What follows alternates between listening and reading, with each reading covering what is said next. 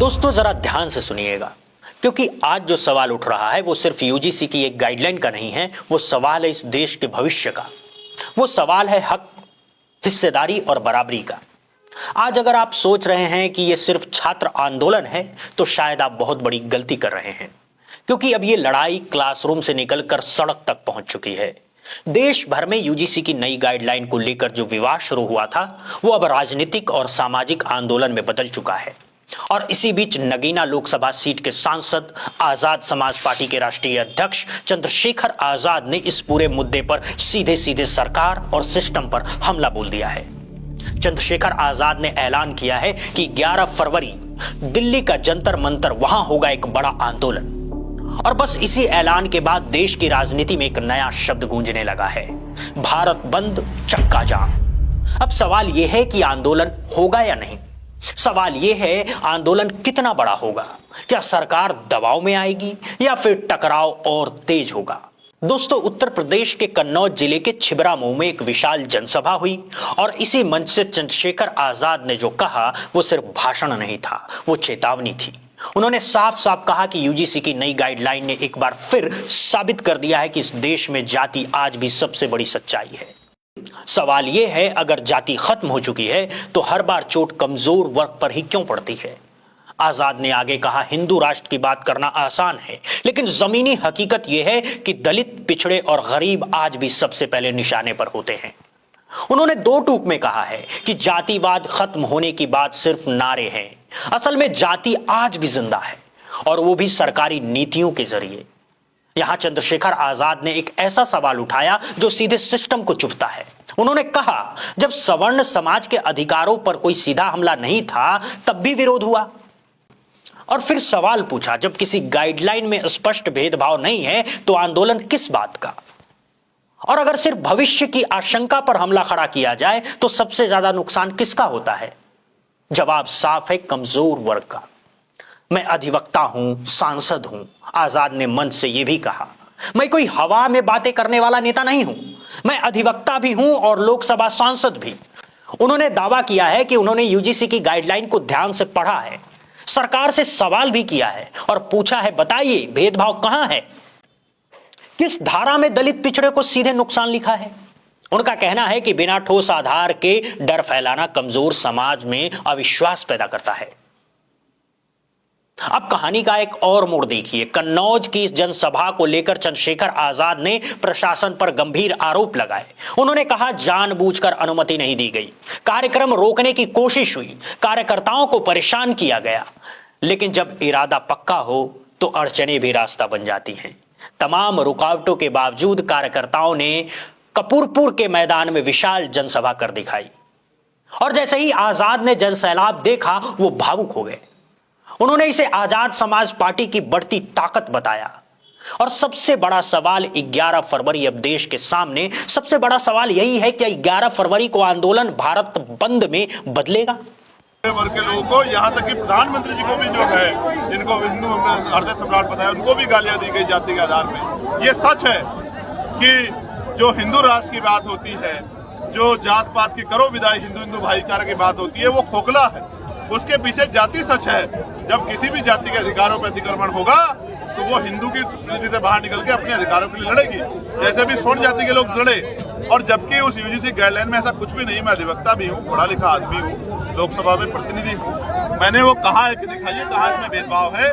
काल्पनिक रूप से दिमाग में बात सोच के कल हमारे बच्चों पर मुकदमा हो सकता है या उनका कैरियर खराब हो सकता है। हमारे तो 72 बच्चे हर साल जो है SC ST OBC के संस्थागत हत्या का शिकार होते हैं। और NCRB का डेटा कहता है कि लाखों महिलाओं के साथ रेप हत्या होती है, लोगों को मारा जाता है, जुल्म होते हैं, जाति धर्म के नाम पे अन्याय होते हैं, दुकानें बंद करवाई जाती है, बुलडोजर चलाए जाते हैं, गोलियां लगती है। हम तो इतना अन्याय सह के भी कानून पे भरोसा करते हैं, सरकार की पुलिस पे भरोसा करते हैं। लेकिन यहाँ तो एक काल्पनिक बात को दिमाग में रख के आंदोलन करके सुप्रीम कोर्ट ने रोक लगा। चिंतन ये है, कमजोरों में अविश्वास पैदा हो रहा है। सरकार ने लगता है खेल किया है, इसलिए सरकार की परीक्षा है। और हम लोग 11 तारीख को आंदोलन कर रहे हैं जंतर मंतर पे, इसी बात के साथ कि हम यूजीसी को वापस जो है लागू करा के रहेंगे। SC ST OBC के बच्चों को मरने नहीं देंगे, संस्थागत हत्या नहीं होने देंगे, अपने अधिकारी कर्मचारी का भेदभाव नहीं होने देंगे, और जो बाकी जो है सेक्टर उन सब में भी यूजीसी की गाइडलाइन लागू हो, वो भी इसकी परिधि में आए, चाहे वो IIT हो, IIM हो, चाहे वो एम्स हो, चाहे मेडिकल सेक्टर हो, चाहे कृषि के जो विश्वविद्यालय, उन सब जगह भी ये गाइडलाइन ला रही हो, क्योंकि इस देश में जाति सच है और जाति के आधार पर भेदभाव हो रहा है। दोस्तों, आज मुद्दा ये नहीं है कि आप किस पार्टी के समर्थक हैं, मुद्दा ये है कि क्या नीति बनाते वक्त हर वर्ग को सुना जा रहा है, क्या डर और आशंका के नाम पर समाज को बांटा जा रहा है, या फिर वाकई संवाद की जगह टकराव ले रहा है। दोस्तों, अब निगाहें टिकी है 11 फरवरी पर। जंतर मंतर क्या बोलेगा, सड़कें क्या कहेंगी और सरकार क्या जवाब देगी, यह तय करेगा कि यह आंदोलन इतिहास बनेगा या एक और टकराव की कहानी।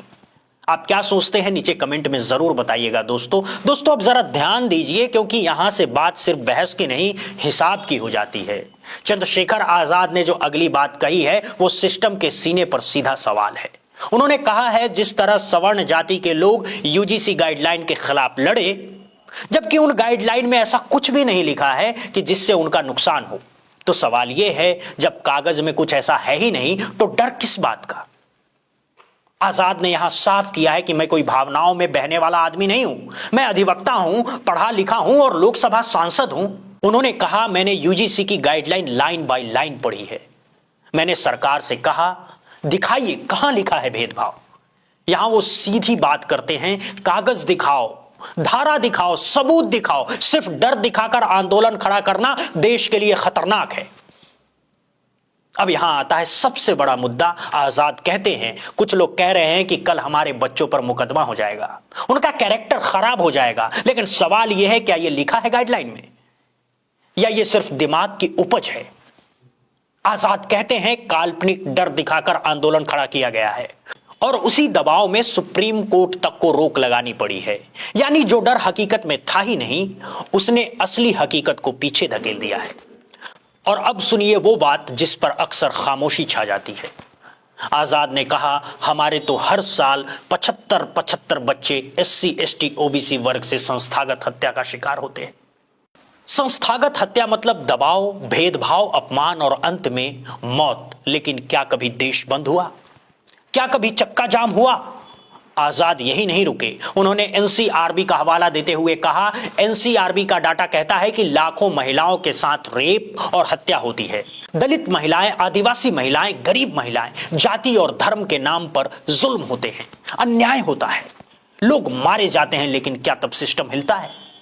आजाद ने कहा, हमारे साथ तो दुकानें बंद कराई जाती हैं, बुलडोजर चलाए जाते हैं, गालियां दी जाती है, जाति के नाम पर, धर्म के नाम पर, सिर्फ शक के नाम पर। और फिर भी हम कानून पर भरोसा करते हैं, सरकार की पॉलिसी पर भरोसा करते हैं। आजाद ने जो गंभीर बात कही वो ये थी कि यहां तो एक काल्पनिक बात को दिमाग में रखकर ऐसा आंदोलन किया जा रहा है कि कमजोरों में अविश्वास पैदा हो गया। और यही सबसे खतरनाक है, क्योंकि जब कमजोर को लगे कि कानून उसके साथ नहीं, तो लोकतंत्र कमजोर होता है। अब यहां आरोप सीधे सरकार पर है। आजाद कहते हैं, लगता है सरकार ने कोई खेल किया है, डर को हवा दी, भ्रम को बढ़ावा दिया और असली मुद्दे से ध्यान हटाया। इसीलिए वो कहते हैं अब सरकार की परीक्षा है। आजाद साफ कहते हैं, इसीलिए हम 11 तारीख को जंतर मंतर पर आंदोलन कर रहे हैं। मांग क्या है? यूजीसी गाइडलाइन पूरी तरह लागू हो। अब आता है सबसे भावुक हिस्सा। आजाद कहते हैं, हम SC ST OBC के बच्चों को मरने नहीं देंगे, संस्थागत हत्या नहीं होने देंगे, अफसर कर्मचारियों पर भेदभाव नहीं होने देंगे। यह सिर्फ नारा नहीं, यह संविधान की बात है। आजाद ने बड़ा दायरा तय किया। उन्होंने कहा, यूजीसी की गाइडलाइन सिर्फ विश्वविद्यालयों तक सीमित नहीं रहे, IIT, IIM, AIIMS, medical college, कृषि विश्वविद्यालय हर जगह लागू हो, क्योंकि जाति कैंपस देखकर भेदभाव नहीं करती। आजाद ने साफ शब्दों में कहा, देश में जाति सच है और जाति के आधार पर भेदभाव भी सच है। इसे नकारना समस्या का समाधान नहीं है। तो दोस्तों, अब ये लड़ाई सिर्फ शिक्षा की नहीं, सिर्फ यूजीसी की नहीं, ये लड़ाई है सामाजिक न्याय की, संविधान की, बराबरी की। फिलहाल इतना तो तय है कि यूजीसी को लेकर छिड़ा ये विवाद अब सड़क पर फैसला मांगेगा। इस वीडियो में फिलहाल इतना ही। आप क्या सोचते हैं कमेंट में जरूर बताइएगा। बहुत बहुत धन्यवाद, बहुत बहुत शुक्रिया।